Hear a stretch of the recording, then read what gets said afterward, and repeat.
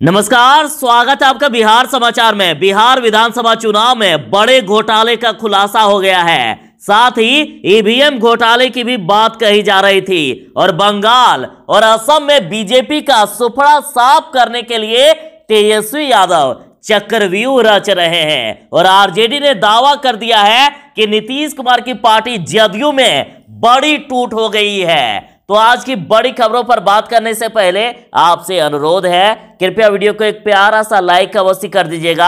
आपका लाइक करना ही हमारी मेहनत का फल होता है। बिहार विधानसभा चुनाव में बड़ा घोटाला हुआ है और इसका खुलासा अब जाके हो रहा है। बहुत ही बड़ा खेल किया गया।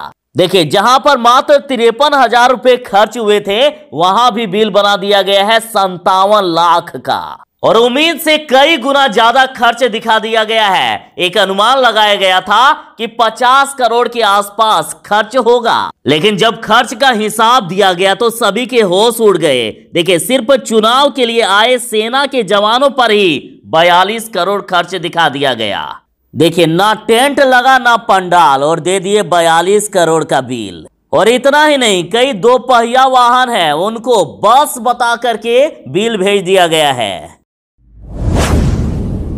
बिहार विधानसभा चुनाव में कई घोटाले का खुलासा अब हो रहा है। इतना बिल दे दिया गया है जितना खर्च भी नहीं हुआ। और विधानसभा चुनाव के बाद ईवीएम पर भी सवाल उठाए गए थे। कांग्रेस सहित महागठबंधन ने ईवीएम पर सवाल उठाया था और कांग्रेस नेता राहुल गांधी ने तो ईवीएम की नई परिभाषा बता दी थी। उन्होंने कहा कि ईवीएम नहीं बल्कि एमवीएम यानी मोदी वोटिंग मशीन है ये। तो वहीं डॉक्टर उदित राज जी ने यह कहा था कि जब मंगल ग्रह और चांद की ओर जाते उपग्रह की दिशा को धरती से नियंत्रित किया जा सकता है तो ईवीएम हैक क्यों नहीं की जा सकती है। लेकिन चुनाव आयोग ने जवाब दिया था कि यह पूरी तरह से सेफ है, इससे किसी तरह की छेड़छाड़ नहीं हो सकती है। लालू यादव की पार्टी राजद असम और बंगाल चुनाव में अपनी जीत का ध्वज फहराने के लिए तैयारी कर रहे हैं और बताया जा रहा है कि तेजस्वी यादव बंगाल चुनाव में ममता बनर्जी के साथ चुनाव लड़ेंगे और 28 फरवरी यानी रविवार को दोनों की मुलाकात होगी और बीजेपी को हराने की रणनीति बन सकती है। और जब बिहार चुनाव में तेजस्वी यादव ने एनडीए सरकार को धूल चटा दी थी तो बंगाल की मुख्यमंत्री ममता बनर्जी ने भी तेजस्वी के लिए तारीफों के पुल बांधे थे। आरजेडी ने आज ऐलान करते हुए कहा है कि चुनाव में मोदी सरकार धांधली कर सकती है। देखिए, आरजेडी को बंगाल चुनाव में धांधली का डर सता रहा है। आरजेडी के वरिष्ठ नेता भाई वीरेंद्र ने कहा है कि 8 नहीं बल्कि 4 चरणों में वोटिंग होनी थी। आरजेडी की तरफ से कहा गया कि 8 चरणों में चुनाव होने से केंद्र सरकार चुनाव में धांधली करेगी। आज लालू यादव की पार्टी की तरफ से भाई वीरेंद्र ने खुल करके कह दिया है कि केंद्र सरकार घालमेल करेगी, इसको लेकर हमें डर है और यही डर सता रहा है। बिहार के किसानों के लिए खुशखबरी है। बिहार के किसानों का आलू खरीदेगी बिहार सरकार और बाजार से 2 रुपये अधिक कीमत पर खरीदेगी। पहले तो आलू का भाव भी आसमान छू रहा था, लेकिन जैसे ही किसानों ने आलू उपजाया उसकी रेट इतनी गिर गई कि कहो भी मत। तो देखिए, बाजार में किसानों को आलू का उचित मूल्य नहीं मिल पा रहा है, लेकिन बिहार सरकार ने इस मामले में गंभीर रूप अपनाया है और किसानों को आलू का सही रेट दिलाने के लिए धान के तर्ज पर आलू की खरीद करेगी बिहार सरकार और बाजार से 2 रुपये अधिक भाव देगी।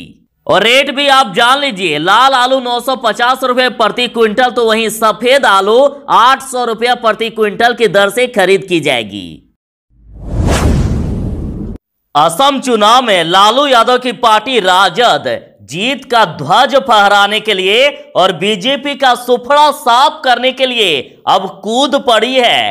तेजस्वी यादव असम चुनाव को लेकर गुवाहाटी पहुंचे, जहां उनका जोरदार स्वागत हुआ और कुछ तस्वीरें आई है जिनमें से तेजस्वी यादव असम कांग्रेस के प्रदेश अध्यक्ष रिपुन बोरा से मुलाकात किए। साथ ही तेजस्वी यादव गुवाहाटी में प्रेस को संबोधित करते हुए दिखे।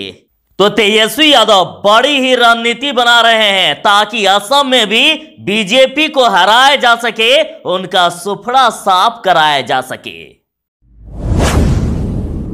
बिहार में बम्पर वैकेंसी लाने की तैयारी में है शिक्षा विभाग। स्कूल और कॉलेज में 1200 लाइब्रेरियन की होगी नियुक्ति। बिहार में सरकारी नौकरियों की बौछार आने वाली है। बिहार सरकार ने 19 लाख रोजगार देने का वादा किया है। और देखिए बड़ी खबर है, इसी क्रम में बिहार में 893 उच्च माध्यमिक विद्यालय और 300 अंगीभूत कॉलेजों में जल्द ही पुस्तकालय अध्यक्ष की नियुक्ति की जाएगी। और बीते दिन बिहार के शिक्षा मंत्री ने इसका ऐलान भी कर दिया है।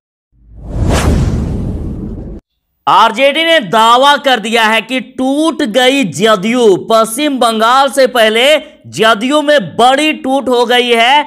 कई नेता आरजेडी में शामिल हो गए हैं। राजद के बड़े नेता ने दावा किया है कि जदयू के नेता आ गए हैं अब आरजेडी में। राजद के वरिष्ठ नेता भाई वीरेंद्र ने दावा किया है कि जदयू की पश्चिम बंगाल इकाई आरजेडी में शामिल हो गई है।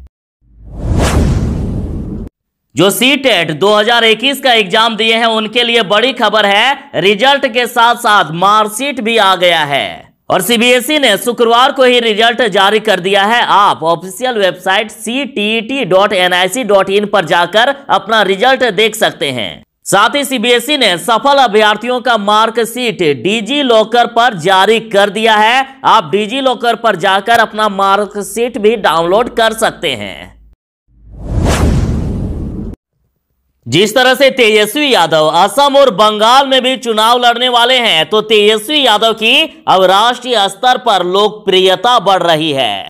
पूरे भारत में छा रहे हैं तेजस्वी यादव। तो देखिए राजद नेता चित्तरंजन गगन का कहना है कि राजद पहले भी राष्ट्रीय पार्टी थी। राष्ट्रीय स्तर पर तेजस्वी यादव की बढ़ रही लोकप्रियता से प्रभावित होकर राजद पुनः राष्ट्रीय पार्टी बनने की ओर अग्रसर है। आज असम में जहां तेजस्वी यादव का भव्य स्वागत हुआ, वहीं दक्षिण सहित अन्य राज्यों में भी तेजस्वी यादव जी को आमंत्रित किया जा रहा है।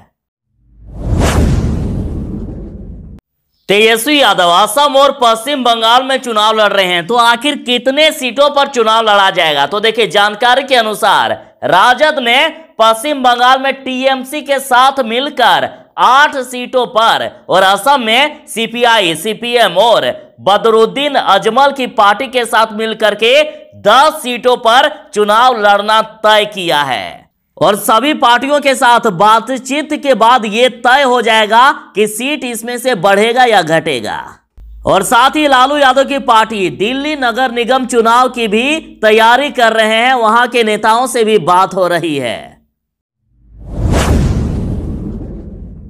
बिहार वालों को बड़ी सौगात मिलने वाली है। सिर्फ शहरी नहीं, अब गांव वालों को सौगात मिलने वाली है। देखिए बिहार में मार्च तक बिहार के सभी गांवों में होगी इंटरनेट सेवा। बीएसएनएल को मिल गया है जिम्मा। खबर है बिहार शरीफ से। डिजिटल की दुनिया में बिहार के गांव जुड़ रहे हैं। इसके लिए जिले के 1060 गांवों में मार्च माह के अंत तक इंटरनेट सेवा उपलब्ध करा दिया जाएगा। साथ ही बिहार के अन्य जिलों के गांवों में भी ये सुविधा जल्द ही उपलब्ध करा दी जा सकती है।